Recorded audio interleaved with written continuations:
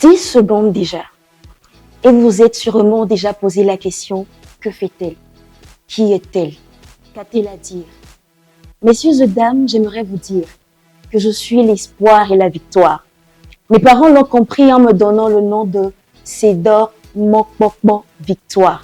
Oui, je suis Cédor Mokpokpo Victoire, une jeune femme qui se définit bien au-delà de sa licence en droit des affaires. Ce soir, il ne sera pas question pour moi de me définir ou de me présenter à vous sur la base d'une pléthore de réalisations ou de toute une série d'actions, mais de vous présenter le point focal, l'épicentre, le fil conducteur de chacune de mes actions et de mes décisions. Car oui, je fais partie de ceux qui pensent que l'on se définit le mieux sur la base des raisons de nos actions que par nos actions en elles-mêmes.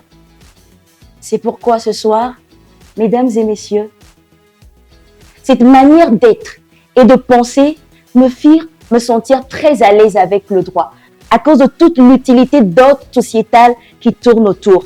Pour moi, l'essentiel des choses se résume à 2 choses. L'utilité. Être utile à soi et être utile aux autres. Le service. Servir les autres en se servant.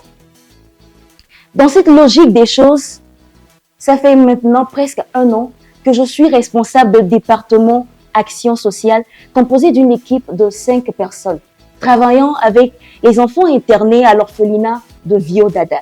Il s'agit concrètement d'accompagner ces enfants pour un développement sur le plan personnel, sur le plan oratoire que sur le plan académique.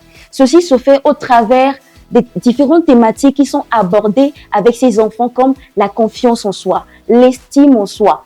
Et déjà, ces enfants, dès leur bas âge, sont initiés à la prise de parole en public.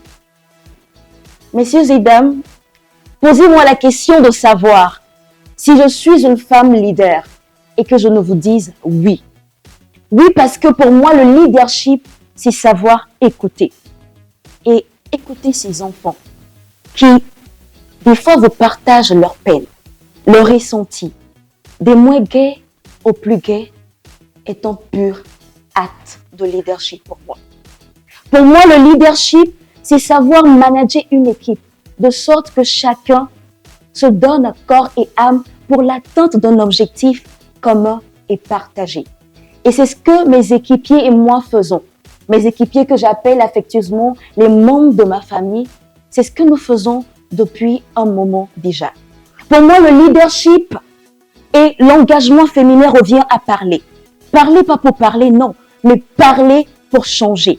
Parler pour transformer, parler pour impacter, parler pour déconstruire enfin de reconstruire. Et c'est l'une des raisons principales de ma présence dans cette compétition. Faire de la parole un levier pour l'atteinte de ses objectifs personnels que professionnels. Car oui, dans 10 ans, il s'agira de cette jeune femme qui a réussi à tracer son sillon parmi les étoiles du barreau. Reconnue pour son avidité, son amour pour la défense des causes les plus nobles, sa soif de la justice et de l'équité. Il s'agira d'une jeune femme modèle, modèle de par son parcours et sa personnalité.